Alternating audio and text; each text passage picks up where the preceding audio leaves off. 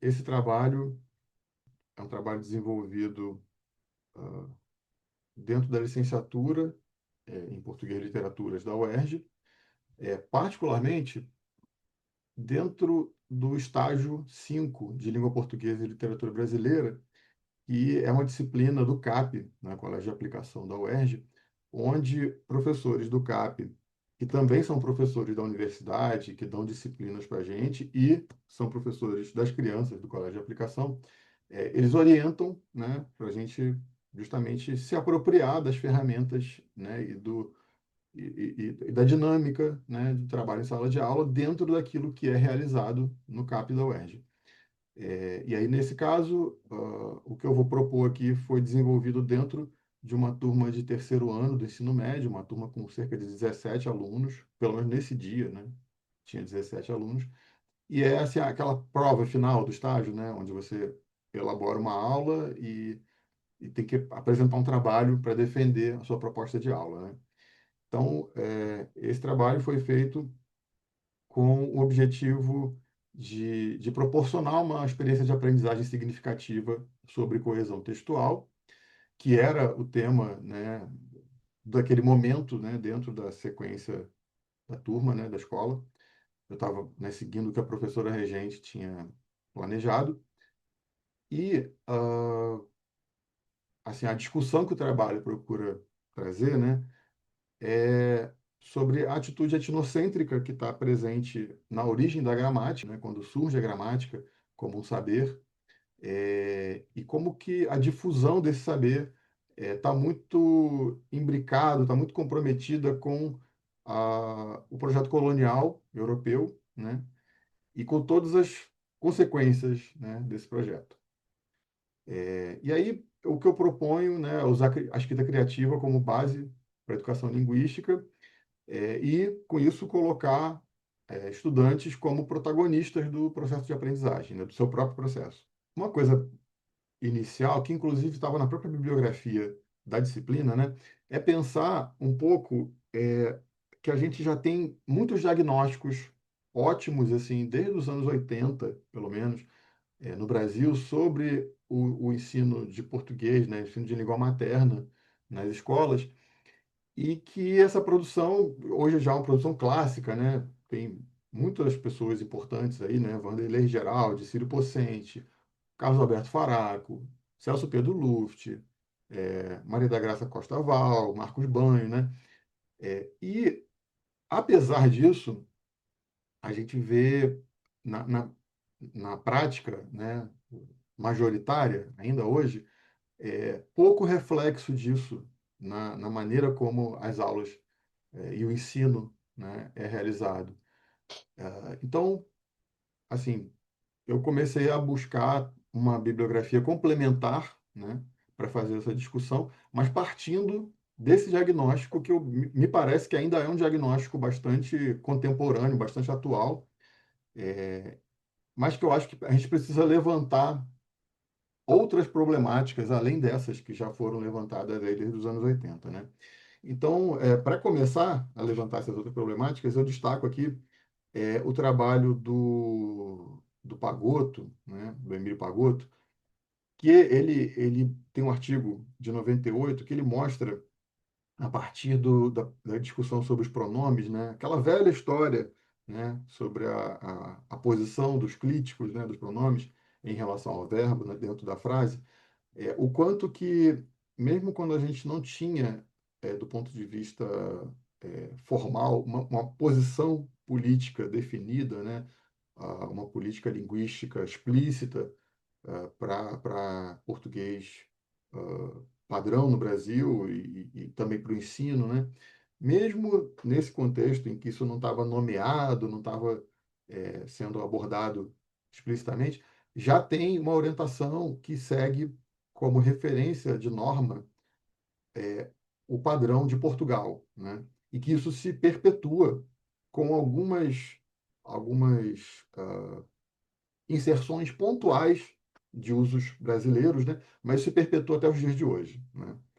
E é muito surpreendente como ele mostra isso de uma forma completamente nítida, né? Transparente. E nós da área de letras muitas vezes temos dificuldade de visualizar isso com essa nitidez, né? E me parece também um pouco surpreendente que esse artigo dele não seja mais comentado e difundido, porque, a meu ver, assim, foi uma linha de corte para mim em relação ao ensino, né, de língua materna, ter acesso a esse artigo, né? Bom, tá, chegou. É, então, ah, esse diagnóstico, né, da linguística textual, basicamente, ele coloca, né, que o ensino tradicional, né, que eu estou chamando de ensino centrado na gramática, ele desconsidera as outras variedades da língua, né, e privilegia a norma, né, que é não só, no caso brasileiro, como em todos os lugares do mundo, né, uma norma baseada no uso das elites, mas também, me parece que esse é um agravante, é um uso que, além das elites, é um uso de outro país, né? Ou seja, a gente tem como norma é, linguística nacional uma coisa que é referenciada em outro país. Para mim, isso é um problema gravíssimo e que está um pouco silenciado pela maneira como essa discussão historicamente tem sido conduzida, né? Desde lá dos anos 30.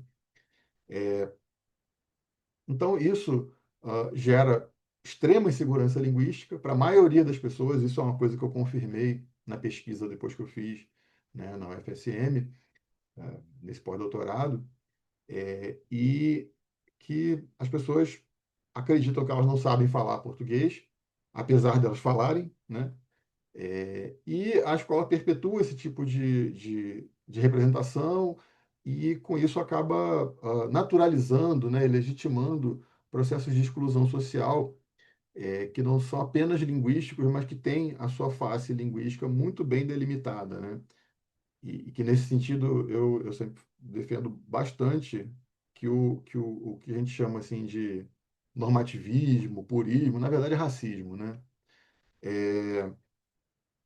Então, dentro desse diagnóstico, né, que se traça lá desde os anos 80, né, na linguística textual, o objetivo do ensino não deveria ser substituir, né, a fala do aluno pela norma padrão, mas tornar ele capaz, né, de usar ambas as formas, né, a variedade na qual ele está inserido e a variedade padrão, como meio que fornecendo ferramentas, né, para que ele possa escolher, né, livremente quando usar cada uma, né, o que fazer a cada momento, né?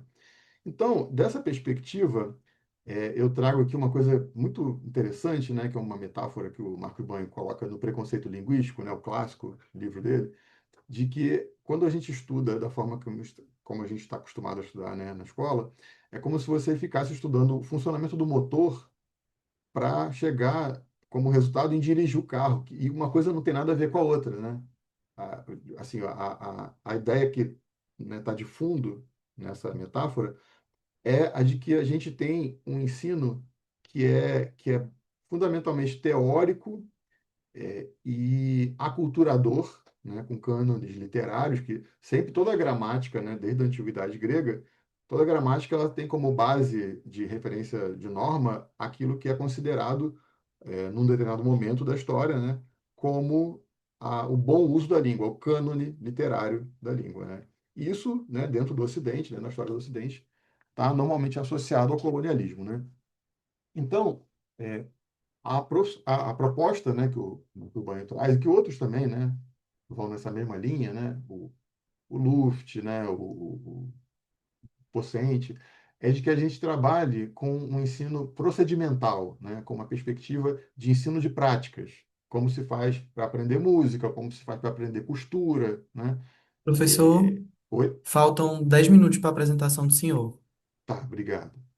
E, né, uma mudança de referencial, né, das premissas que informam, né, essa abordagem pedagógica, de foco na taxonomia para o foco no uso real, nas práticas comunicativas, é, e em tratar o texto e o discurso, né, como objetos de estudo e não frases soltas e categorias conceituais, né, de trazer o aluno para um papel de protagonismo, né, possibilitar que isso aconteça.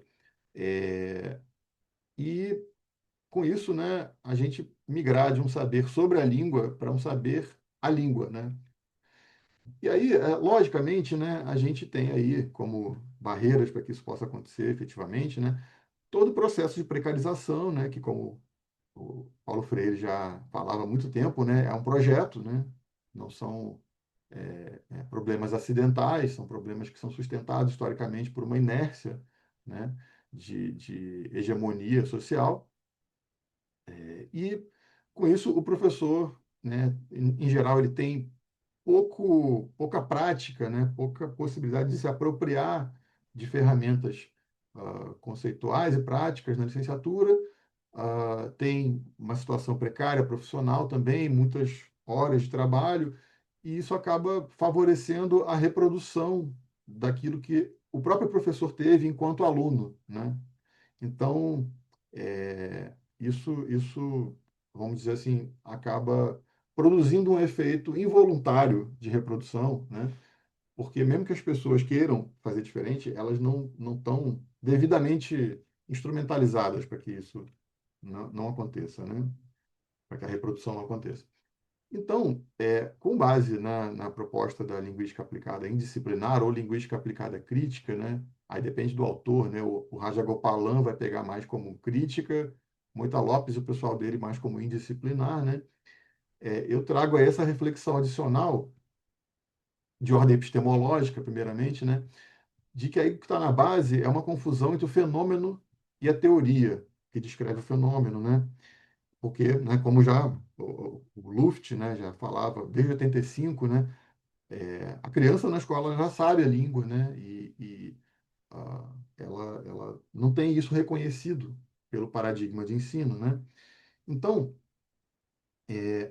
para pensar isso, é que justamente eu vou buscar historicamente uma interpretação da gramática enquanto saber, né. E aí, o ponto de partida disso, né, é pensar que quando o saber gramatical surge, ele surge para preservar a pureza da língua literária grega de uma contaminação dos povos bárbaros, né? Então ele já surge comprometido, assim, embora não existisse a concepção de raça naquela época, né? Mas já surge com um tipo de objetivo que é compatível com aquilo que posteriormente se tornaria o racismo, né? Porque o racismo ele é uma construção teórica do século XVIII, né? Então a gente atribuir racismo à antiguidade grega é uma coisa um pouco anacrônica, mas digamos assim é uma coisa que rima bastante com isso, né? Ah, naquela ideia que só existia civilização entre os gregos, né? E os outros todos eram bárbaros, eram inferiores. Em Roma, isso se expande por conta do ensino de gramática para as elites, né, das províncias do Império, principalmente a gramática do Donato, né, que se tornou assim, o manual mais utilizado, difundido. E esse manual, ele depois foi assumido não mais como uma simples obra pedagógica, mas como um instrumento científico, né? Um instrumento linguístico de descrição, né, das línguas. E as categorias teóricas trazidas pela gramática, pela descrição do latim, foram aplicadas à descrição de todas as outras línguas do mundo, praticamente, com exceções assim, tipo chinês, sânscrito, árabe, né? Que são grandes línguas que têm uma tradição por trás de gramatização independente do Ocidente, né? E aí, no processo de colonização, né, até o final do século XVIII, esse modelo ele foi aplicado a 158 línguas, tanto línguas indígenas, né, quanto línguas nacionais europeias utilizadas nas colonizações. E isso trouxe uma redução drástica da diversidade linguística, né? Então, assim, baseado nesse histórico, né, o choque de realidade que eu vejo, né, é que a gente vive hoje na era da inteligência artificial e das redes neurais, mas a educação linguística que a gente realiza, ela ainda opera dentro de uma epistemologia aristotélica com tarefas mecanicistas de base cartesiana, né, de classificação de orações e coisas do tipo, né, fragmentação do objeto o qual você está estudando, né, Professor, e faltam oi, 5 minutos. tá, obrigado. Bom, então, dentro disso, eu trago a proposta do grupo Ulipô, do qual eu falo mais detalhadamente no trabalho que eu fiz, né, de pesquisa sobre a proposta do grupo, né, o outro trabalho, e que é um grupo que, assim, em linhas gerais, propõe jogos de escrita como uma forma de desautomatizar a nossa relação com a língua, né? E aí esses jogos de escrita são baseados em restrições que são impostas como regras de um jogo e que são colocadas para serem superadas, né? Essas restrições. Elas funcionam diferentemente da norma gramatical, né? E da norma linguística. É, não são modelos, né? São mais assim obstáculos para serem transpostos como numa gincana, né? Então, tem aqui assim, alguns exemplos, né, de restrições, né, como escrever sem usar uma letra específica do alfabeto, que é o que chama lipograma. Tem S+7, que é você pegar um texto que já existe e processar todos os substantivos desse texto, substituindo esses substantivos pelo sétimo substantivo no dicionário. Você pega um dicionário, conta os substantivos a partir daquele e troca cada vez que aparece no texto pelo sétimo depois dele, né? Ah, e a literatura definicional, que é a restrição que eu utilizo nessa aula que eu estou propondo, né? Que consiste em pegar um texto, processar da mesma forma, que seria pegar cada palavra de sentido lexical do texto e trocar pela definição dela, né? E aí surge um novo texto a partir desse processo de substituição de processamento, né? Então, até segue uma lógica parecida com o que a gente está vendo hoje de inteligência artificial, né? Que é uma lógica de algoritmo, né? Você tem um input, tem um processamento e tem um output. E aí depois você faz em looping isso de novo, né? De uma forma recursiva sobre a camada gerada e gera uma nova camada, né? Vou mostrar isso depois, né? Aqui, já chegou. O exemplo, né? O ditado popular, santo de casa não faz milagre, né? Aí, santo, né? Aquele a quem os católicos cultuam, de casa, que pertence ao conjunto de membros da mesma família, milagre, não faz, né? Não pratica uma ação, milagre inexplicável pelas leis naturais. Aí depois você pega cada palavra lexical dessa sequência e faz o mesmo procedimento, né? Aquele a quem os adeptos da fé católica prestam homenagem e que está sob a posse da reunião de todas as partes constitutivas do grupo de pessoas que vivem sob o mesmo teto, não executa frequentemente um conjunto de medidas ou providências para alcançar um fim que é impossível de ser explicado pelas normas que emanam de um conjunto de observações empíricas sobre processos físicos, químicos ou biológicos. Então, assim, isso é uma espécie de explosão, né, do sentido do texto, porque leva justamente ao esgarçamento da unidade do texto. É isso que eu estou justamente propondo como ferramenta para o ensino de coesão, né? Aí eu trago assim rapidamente os conceitos clássicos de coesão, né? Que é a cola que une as partes do texto, né? A liga, e dá o sentido de continuidade ao texto, e que ela tem manifestações superficiais que são os mecanismos de coesão, né? Mas que ela acontece para além desses mecanismos. Ah, e aí tem o modelo que eu utilizo nessa proposta que eu levei para a sala, né? Que é o modelo da Irandé Antunes, que ela classifica em três tipos, né? Reiteração, associação e conexão, e que na aula isso aparece na forma de coesão por mecanismos lexicais ou por mecanismos gramaticais, né?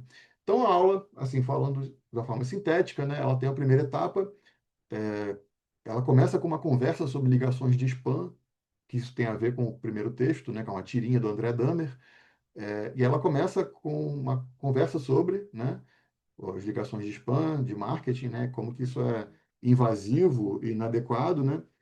E depois ela parte para uma segunda etapa de uma leitura de um texto que dialoga com esse primeiro texto. Depois, no final, e aí nessas primeiras etapas, fica em discussão a escrita criativa, quer dizer, a coesão textual como um recurso, e os alunos vão se acostumando com a identificar a coesão. E no final, a etapa de escrita criativa utiliza justamente aquele exercício da literatura definicional para mostrar como que nesse tipo de texto aqui, né, você explode a coesão porque você perde os mecanismos coesivos lexicais, você só mantém os gramaticais, né? Em síntese, é isso, né? Eu detalharia um pouco mais, se tivesse um pouco mais de tempo, né? Mas eu vou pular mais para o final agora para não estourar muito aqui, e vou só falar aqui as considerações finais, né? Que assim, a análise dos resultados dessa aula mostra que a gente tem que alimentar expectativas realistas, moderadas, sobre realizar plenamente uma proposta como essa, né, em situações reais, porque nenhuma orientação metodológica está imune à diversidade que acontece na sala, né? E por que que eu digo isso, né? Porque nesse dia, né, dessa aula que eu realizei, era época de festa junina, os estudantes tinham participado na noite anterior de uma festa junina, né, da escola, e tinham dormido poucas horas de um dia para o outro e estavam rendendo muito pouco, né, durante a aula. Não conseguiam ficar nem acordados, né, alguns, e não estavam muito atentos, e tinham dificuldade maior que o habitual para fazer as tarefas, né? Isso segundo a própria professora regente, que conhecia bem a turma, né? Então, o tempo previsto, né, que eram 2 tempos de aula, não foi suficiente. Essa aula teria que ser desdobrada em mais dias, só que isso não era possível como avaliação do estágio, né? Então, acabou ficando prejudicado por conta de ser uma avaliação do estágio, né? Tem que ser uma aula só. Eles tiveram dificuldades, alguns, né? Um terço da turma, dificuldade maior com a tarefa da literatura definicional, né? Que é essa tarefa de escrita criativa, e entenderam até como exercício de classificação, né? Outros não, né? Conseguiram fazer melhor, mas a gente não conseguiu chegar na culminância que era essa discussão, né? De perceber como que ali o que estava acontecendo era justamente a falta dos mecanismos coesivos lexicais. Mas a regente da turma, que eu agradeço, inclusive, bastante pela oportunidade de ter feito isso, né? Ela seguiu utilizando o material que a gente criou, né? Porque o material foi nós dois que criamos em parceria, eu que fiz, né, com minha autoria, a defesa da proposta, né, mas o material é nosso, porque ela é a professora da turma, né, e estava contribuindo diretamente na elaboração do material. Ela confirmou que isso é muito eficaz, né, que isso funciona muito bem, porque ela continua usando e com turmas que não estavam na festa junina no dia anterior, né, isso funcionou muito bem. Então, era isso. Muito obrigado.